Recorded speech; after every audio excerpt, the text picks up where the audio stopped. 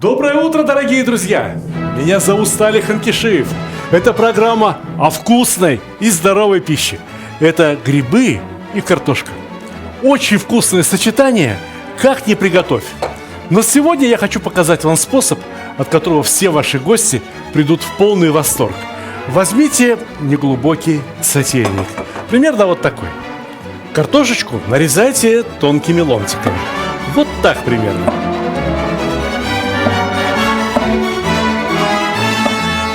Картофель – удивительный продукт. Готовишь его целиком, он имеет одни свойства. А нарезаешь его тонкими ломтиками или вовсе трешь на терке, он получает совершенно другие свойства. Я беру терку в руки для того, чтобы попытаться ускорить процесс. Ну нет, и не быстрее, и результат меня совершенно не устраивает. Ну посмотрите, что это за огрызки. Ладно, съедим, авось никто не заметит. Но вывод: нужен либо очень хороший нож и терпение, либо электрический помощник.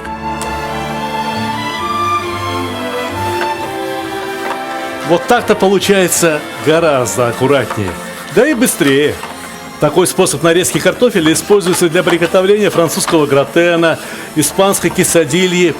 В Азербайджане кебаб из картошки делают. Точно так же нарезают тонкими ломтиками. А я придумал закладывать между слоями картошки тоненькие ломтики курдючного сала. Да заворачивать нанизанный на шампур картофель в фольгу, чтобы он пропарился. И только после этого его подрумянивать. Получается очень хорошо, очень вкусно. Основываясь на этих вполне народных, либо уже утвердившихся блюдах, я хочу показать вам еще один способ. Уверен, он вам понравится еще больше. Подобного рода электрические помощники могут повлиять на скорость работы, но ни в коем случае не на вкус конечного блюда. Какая разница картошки? Чем ее порезали? Острым ножом или электрическим прибором? Разложите ее в сотейнике аккуратным слоем, посолите, хорошо посолите, не экономьте соль. Видите, сколько картошки? Здесь, наверное, более килограмма. По 2 картофелины на одного человека. А вниз подлить немного воды, для того, чтобы картошка под крышкой пропарилась, стала мягкой, полуготовой. Воды много не надо, вот буквально полсантиметра, меньше пальца донышко покрывает, и все в порядке, картошка не пригорит. Нагрев включаем чуть-чуть ниже среднего и накрываем крышечкой минут на 20, на 30. Слушайте, а зря я этот слайсер раньше не доставал.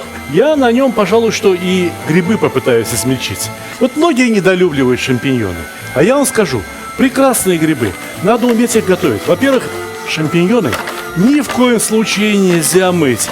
Пусть они остаются сухими. Их протереть влажной тряпочкой, либо аккуратным перочинным ножом снять верхнюю оболочку. И все, внутри-то он чистенький. Грибы-шампиньоны можно есть даже сырыми.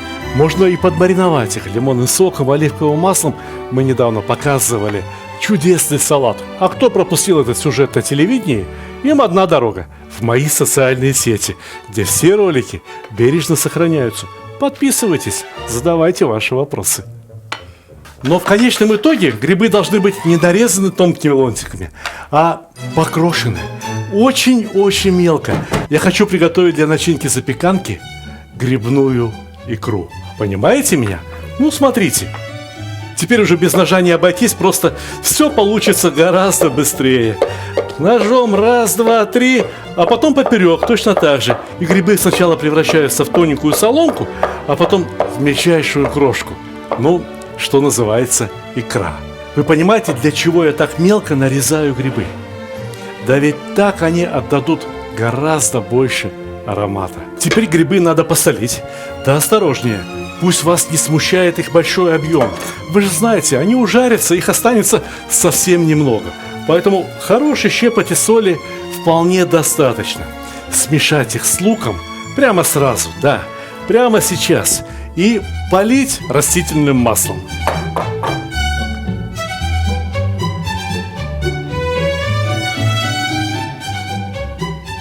Если желаете, можно взять и щепотку черного перца. А вот сливочное масло оставить на потом. На потом. Перемешивайте лук, грибы, масло, соль и перекладывайте все на сковородку, в которой и будет готовиться грибная икра. Обратите внимание, сейчас полная сковородка. Сколько останется, посмотрим. Сначала будем готовить под крышкой. Но сначала давайте заглянем под другую крышку. А как здесь картошечка? Чудесно! Видите, она осела, пропарилась. Теперь самое время залить ее молоком. Может быть, кто-то спросит, а почему сразу нельзя с молоком? Да дело в том, что картофель выделяет очень много крахмала и другие вещества, от которых молоко сворачивается. Мало того, картофель затрудняет конвекцию, и молоко, содержащее в себе особый сахар, лактозу, на дне просто-напросто пригорает. А вот так все получится и очень вкусно, и ничего не пригорит. Итак, примерно 20-25 минут картошка парилась только на воде. Минут еще 15-20 она парилась вместе с молоком. И я думаю, что сейчас она готова примерно так, как надо. Посмотрите, она уже мягкая, но еще не ломается, не теряет свою форму. Поэтому жидкость сливаем. Сливаем воду и молоко. Картошка должна остаться абсолютно сухой.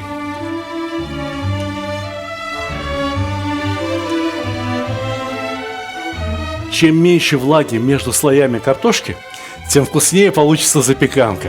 Но для вкусной запеканки нужна начинка.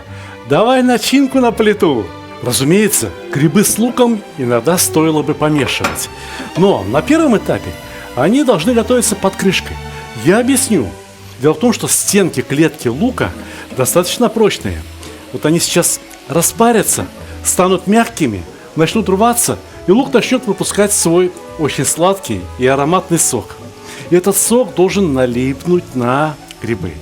А грибы должны впитать его и ужариться. Поэтому первый этап исключительно под крышкой. Когда нам понадобится выпарить лишнюю влагу, откроем крышку на 5 минут, и все готово. Запеканка. Слои картошки должны стать как бы одним целым. Что их склеит лучше, чем обыкновенное яйцо? По одному яйцу на каждого едока. И белок, и желток. Все одним разом. Самое главное правильно посолить.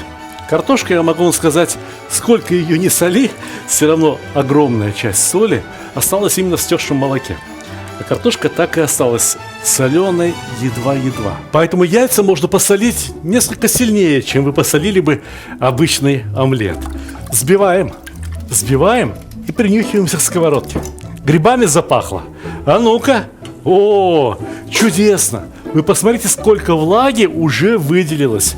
Ну и все, начинаем то и дело помешивать и готовим без крышки, чтобы влага испарилась и грибочки с луком слегка прижарились.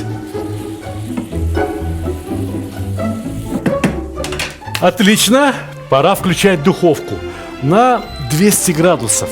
Но сначала необходимо разогреть форму, керамическую либо чугунную. Можно взять форму даже из фольги. Разумеется, форму из фольги разогревать не надо. А вот такие тяжелые, теплоемкие разогревать обязательно.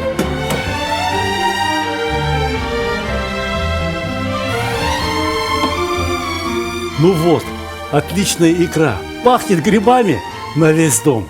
Пора форму смазать сливочным маслом.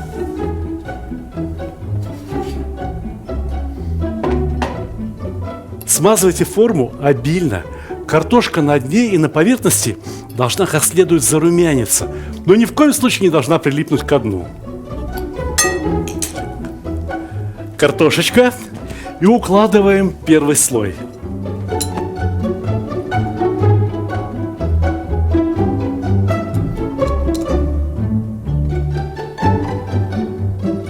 Подливаем слой яиц.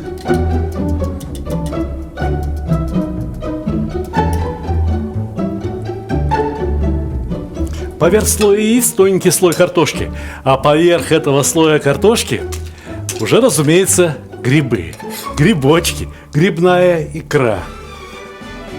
Грибную икру следует раскладывать так, чтобы она не доходила до края формы. Вся поверхность запеканки, в том числе бока, должны состоять только из картошки. Поверх грибов еще один слой картофеля. Поверх этого слоя картофеля еще один слой яиц. И абсолютно ровный, очень красивый слой картофельных ломтиков.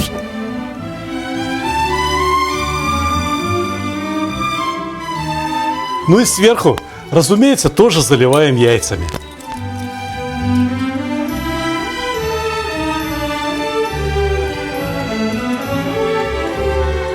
Духовка разогрета как следует, 190 градусов. Посадим и будем смотреть, как зарумянилось. Как только зарумянится, так оно и готово.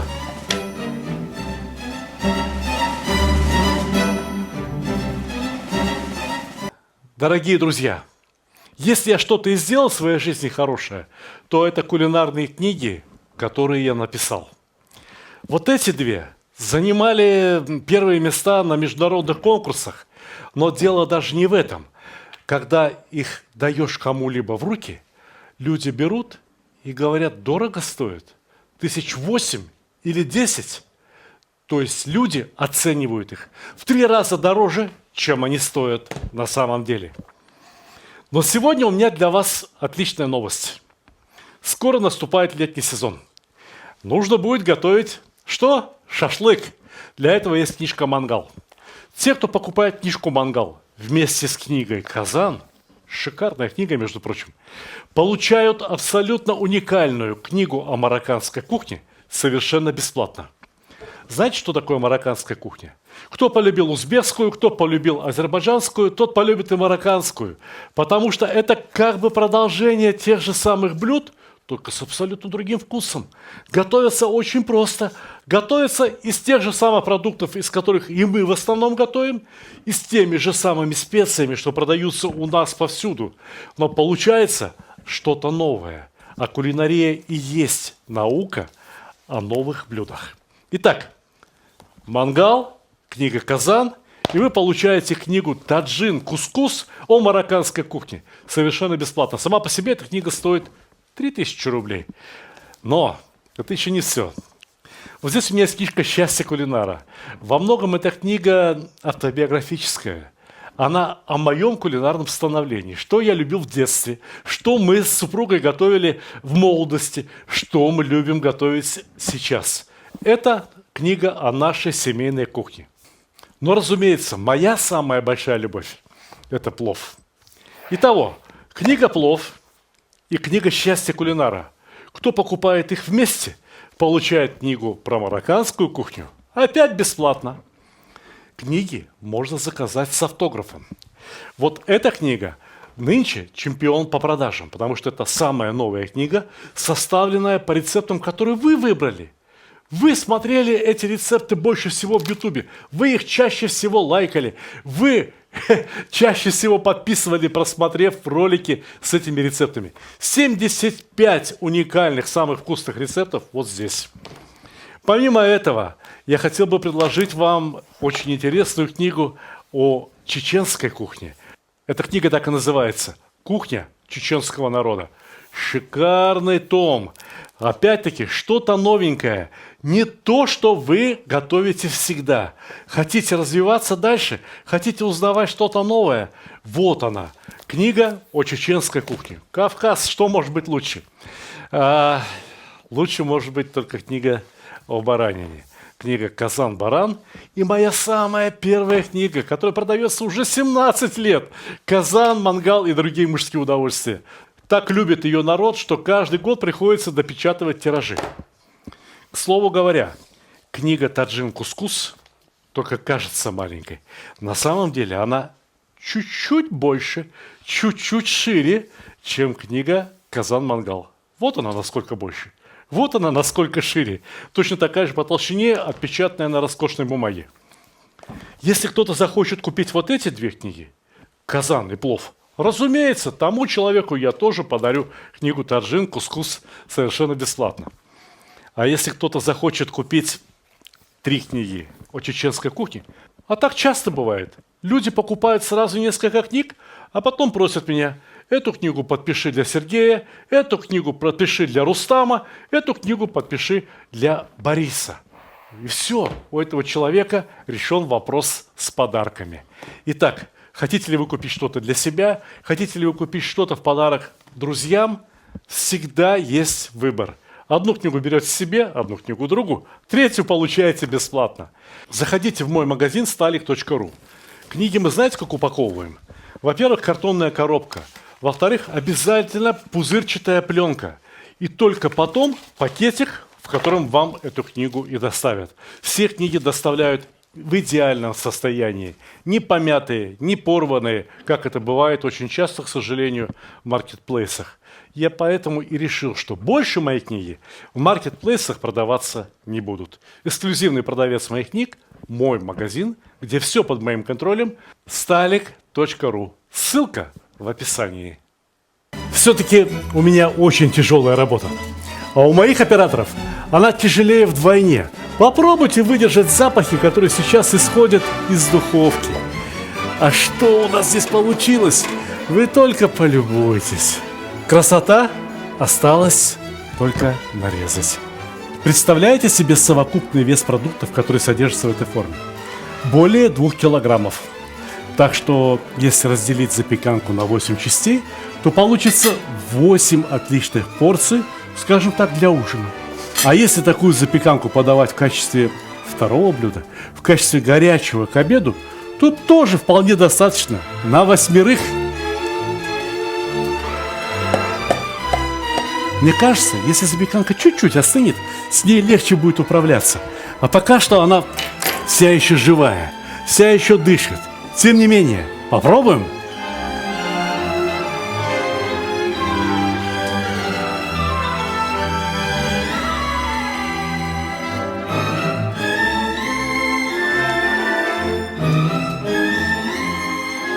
Посмотрите, дайте оценку. Получилось? Еще как получилось. Снизу картошка, в середине грибы, сверху тоже картошечка. Вся слоистая, ароматная, очень вкусная, нежная и при этом сверху хрустящая. Приятного вам аппетита!